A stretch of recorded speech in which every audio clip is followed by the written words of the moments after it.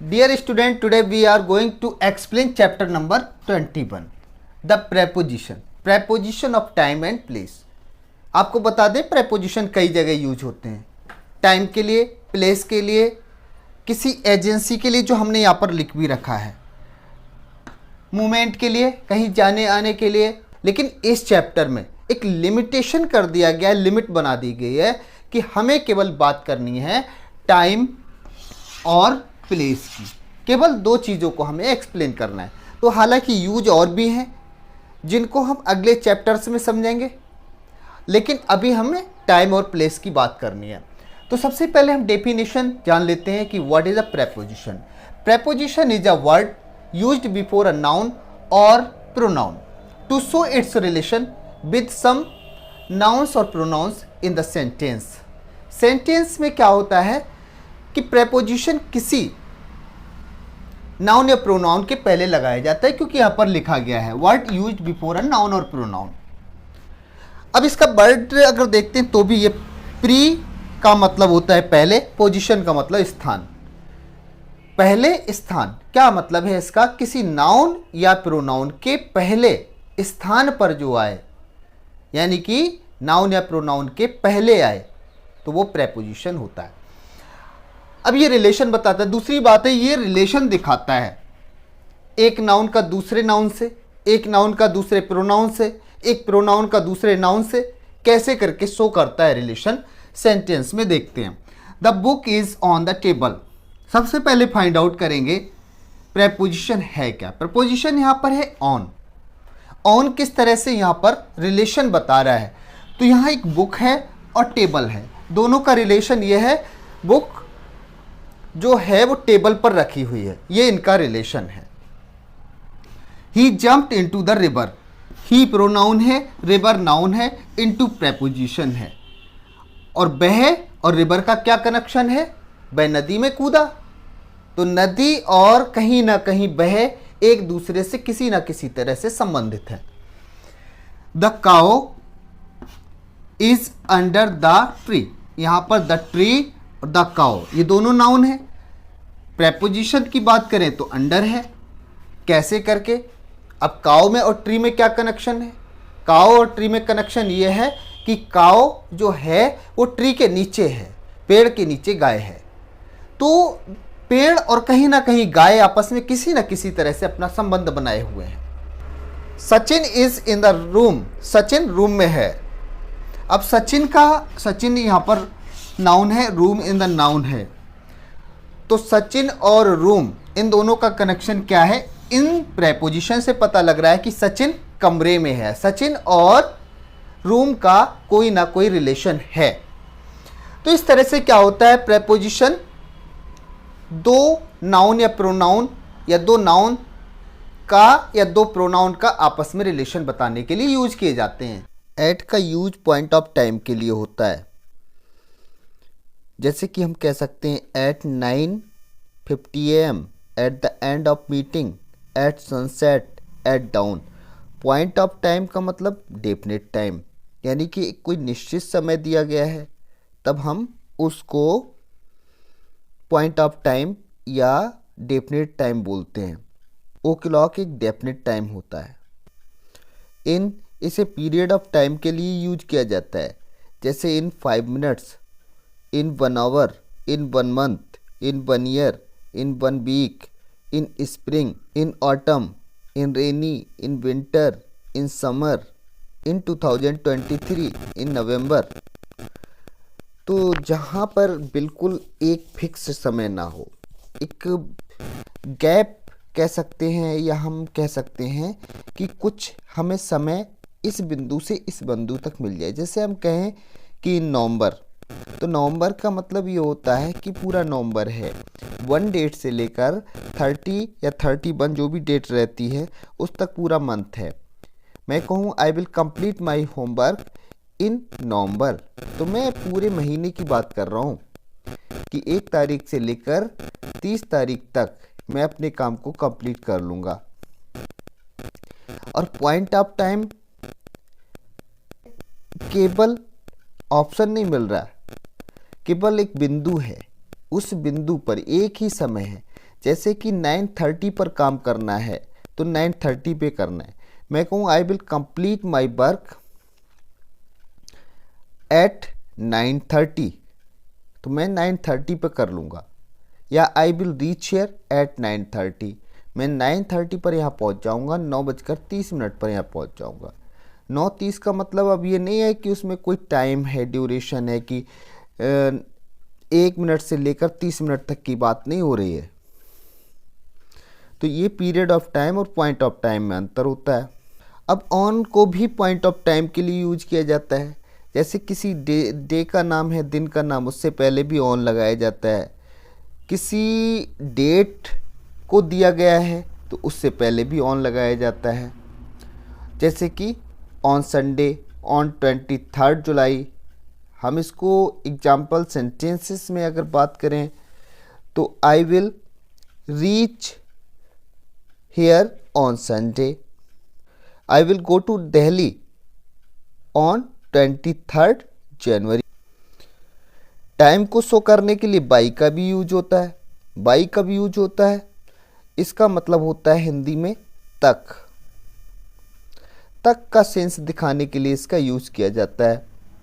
जैसे आई शैल reach you by 5 PM मैं आपके पास शाम के 5 बजे तक पहुंच जाऊंगा। अब इसका तक का मतलब यह है कि कोई अंतिम बिंदु दिखाया जा रहा है। He will return your money by 15 अगस्त वह आपका पैसा 15 अगस्त तक लौटा देगा, यानी कि अंतिम जो समय है उसके बारे में दिखाता है। Complete your work by evening अपना काम शाम तक पूरा कर लेना।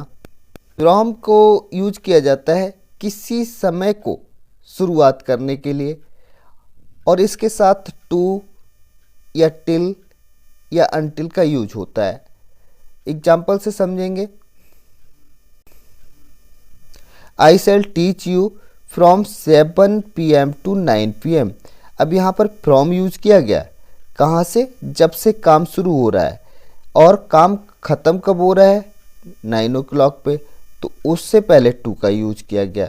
यानी कि I shall teach you from 7 PM to 9 PM। आपको देखने में पता लग रहा होगा कि यहाँ पर दो समय दिए गए हैं, एक 7 एक 9। इनके बीच का समय दिखाने के लिए हमें इनको यूज करते हैं फ्रॉम और टू को। इसके अलावा फ्रॉम और टिल का भी यूज किया जाता है। जैसे ही लिव्ड हियर फ्रॉम 1999 टिल 2004, तो फ्रॉम भी आ गया यहाँ और बाद में टिल। तो इसके साथ कुछ ना कुछ लगता है जब समय बता रहे होते हैं तब। सिंस और फॉर ये दोनों ऐसे वर्ड हैं, ऐसे प्रेपोजिशन हैं जो केवल और केवल present perfect tense, past perfect tense और फ्यूचर परफेक्ट टेंस में यूज होता है। इनका मतलब हिंदी में से होता है। इसके अलावा ये जनरली कहीं नहीं पाए जाते हैं। Example, he has been doing his work since morning वह अपना काम सुबह से कर रहा है। You had been reading his book for 2 his नहीं योर होना चाहिए। You had been reading your book for 2 hours। 2 hours से पहले फॉर लगा है, यानी कि तुम अपनी किताब 2 घंटे से पढ़ रहे हो। सिंस को हम तब यूज करते हैं जब कोई डेफिनेट टाइम दिया होता है। डेफिनेट टाइम को ही पॉइंट ऑफ टाइम कहते हैं। इसमें बीच में यानी कि कोई शुरुआत और अंत ना हो, केवल वही समय एक बिंदु कोई है तो वही पॉइंट ऑफ टाइम कहलाता है। तो जैसे कि हम कहें सिंस 4 o'clock 4 बजे। 4 बजे का मतलब 4 बजे, इसका मतलब ये नहीं है 3:30 से 4 बजे। बीच में इसमें कोई ड्यूरेशन नहीं मिलती है, अवधि नहीं होती है। तो जब ओ क्लॉक दिया होगा तो हम सिंस लगाते हैं। कोई मंथ का नेम दिया होगा तो भी हम लगाते हैं सिंस जनवरी। किसी डे का नेम दिया है उससे पहले भी हम सिंस लगाते हैं। लास्ट नाइट होगी सिंस लगाएंगे, मॉर्निंग होगा सिंस लगाएंगे, इवनिंग होगा सिंस लगाएंगे, नून होगा तो भी हमें सिंस का यूज करना है। ईयर दिया गया है जैसे कि 2020 तो इससे पहले भी हमें सिंस का यूज करना है। For is used for indefinite time. जब इंडेफिनिट टाइम, जिसे हम पीरियड ऑफ टाइम भी कहते हैं, यानी कि यहाँ पर हमें गैप मिलता है। जैसे कि फर्स्ट में लिखा है फॉर 4 o'clock, अब फॉर लगाया है 4 hours, सॉरी फॉर 4 o'clock नहीं है, फॉर 4 hours। 4 hours यानी कि 1 से लेकर 4 घंटे तक यहाँ पर एक ड्यूरेशन मिल रही है, अवधि मिल रही है हमको। तो ऐसे समय को पीरियड ऑफ टाइम या इंडेफिनिट टाइम कहते हैं। फॉर 3 months, अब मंथ का नेम नहीं है, 3 months, कोई भी 3 month। फॉर सम डेज, वो डे का नेम नहीं है कि Sunday, Monday, Tuesday, Wednesday, Thursday, Friday, Saturday. For some time, कोई टाइम का एक ओ क्लॉक करके नहीं दिया गया है। फॉर सम मंथ्स, कुछ मंथ दिए हैं लेकिन मंथ का कोई नेम नहीं है। फॉर 2 years, अब ईयर्स भी नहीं दिया है, 2010, 2023, इस तरह से कुछ नहीं है, 2 years करके दे दिए। तो ऐसी जगह पर जहाँ पर डेफिनेट टाइम नहीं है तो हम वहाँ पर फॉर का यूज़ करते हैं। इन और विद इन, इनमें थोड़ा सा अंतर रहता है, हालांकि दोनों ही टाइम के लिए यूज होते हैं, लेकिन टाइम में कैसे करके अंतर दिखाते हैं ये हमें अपने सेंटेंस में ये दिखाना कि कोई काम पूरे समय में हो रहा है, लास्ट पॉइंट तक जाकर हो पा रहा है, एक कोई उससे पहले हो जा रहा है, बस इतना सा अंतर समझना है। बहुत थोड़ा सा अंतर है, बहुत ध्यान से समझने की बात है। In is used to denote at the end of time, यानी कि एट द एंड ऑफ का मतलब ये है कि कोई समय हमने लिया हुआ है, उसके बिल्कुल लास्ट में हम वो काम कर पाए तो इन होता है। और हम उससे बिफोर द एंड ऑफ, उस पॉइंट से पहले ही अपने काम को करने में सफल हो जाएं तो वहाँ पर हमें विद इन लगाना होता है। For example, I will complete my work in 2 hours, मैं अपना काम 2 घंटे में कंप्लीट कर लूँगा। तो इसका मतलब यह हुआ, इन लगा दिया मैंने, अब इसका मतलब ये हुआ है मैं 2 घंटे के लास्ट तक ही कर पाऊँगा, उससे पहले मेरे बस की बात नहीं है। दूसरी चीज़ में विद इन लगा के किया तो इस आई will complete my work with in 2 hours, यानी कि 2 घंटे के अंदर अंदर ही मैं कर लूँगा। कहने का मतलब वो 1 घंटे में भी हो सकता है, 1.5 घंटे में भी हो सकता है, 1.25 घंटे में भी हो सकता है। तो इस तरह से इन और विद इन में अंतर होता है। इससे पहले हम जो यूज कर रहे थे वो टाइम के लिए प्रेपोजिशंस का यूज कर रहे थे, लेकिन अब हम प्लेसेस और लोकेशन के लिए बात करेंगे। एट कहाँ यूज होता है? ये स्मॉल प्लेसेस की जगह, कोई स्मॉल छोटा गांव है या कोई छोटा कस्बा शहर है, उसके लिए भी हम एट का यूज करते हैं। जैसे मैं कहूं आई लिव एट नवाबगंज, तो ये एट ठीक है। अगर मैं कहूं आई लिव एट मुंबई तो ये रॉन्ग हो जाएगा, क्योंकि मुंबई एक बड़ी जगह है। तो ऐसे में हमें क्या करना है, वहां पर इन लगाना है, लेकिन छोटी जगह के लिए।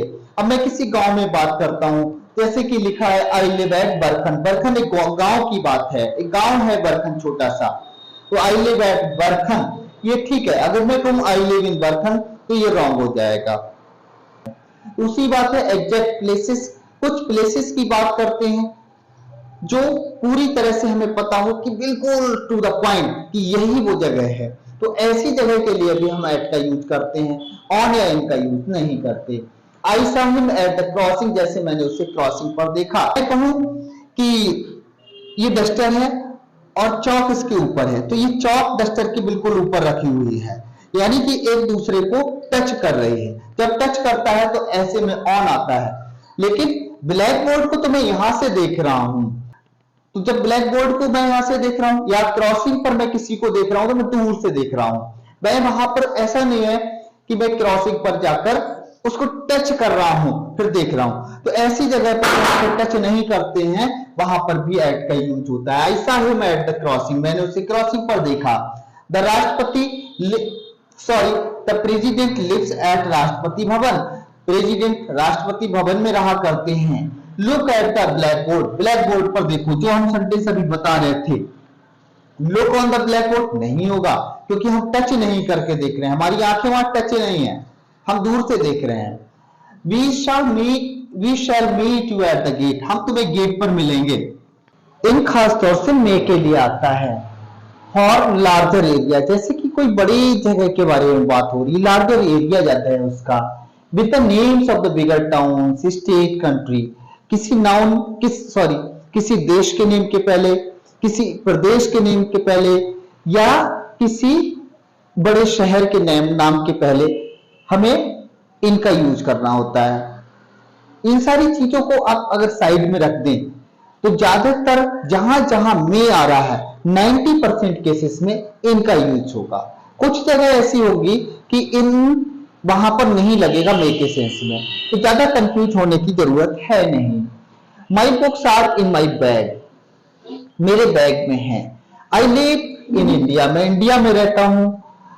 दे are walking in the garden, वे गार्डन में टहल रहे हैं। Do you live in Delhi, वे क्या तुम दिल्ली में रहते हो? लेकिन सिर्फ कंफ्यूज कहां पे करेगा, कंफ्यूज ये करेगा जैसे यहां पर लिखा है दिल्ली, दिल्ली की जगह अगर छोटा कोई होता।